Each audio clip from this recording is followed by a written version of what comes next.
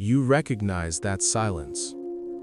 It's the one where you learned to listen before you spoke, to read the room before you breathed, to grow up quietly so no one had to notice you were still a child. You remember being praised for being mature, but what they called maturity was really endurance. What they admired was how early you stopped needing. So tell me, what happens to a child who becomes an adult before they were ready? You learned early that someone had to stay calm. Someone had to remember things. Someone had to hold the emotional weight no one else could carry. So you became useful, responsible, small but solid. You learned that needs were dangerous, that softness created problems, that being low maintenance made you safe. Your nervous system didn't choose this, it adapted. This is the part no one names: how pride disguises loss.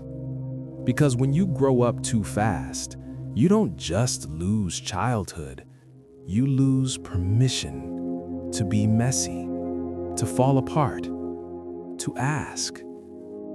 You became the one people leaned on.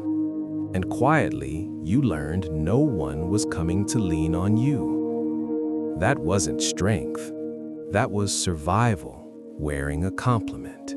You don't feel broken. You feel tired in ways rest doesn't touch.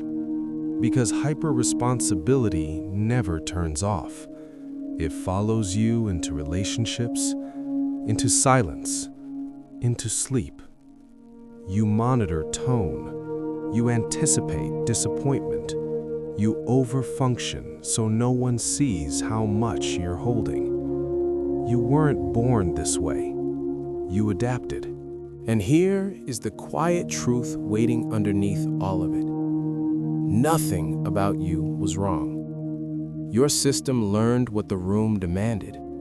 Your childhood mind solved an adult-sized problem. That doesn't mean you were ready. It means you were intelligent enough to survive. And somewhere inside you, the child who grew up too soon is still waiting, not to be fixed, but to finally be seen.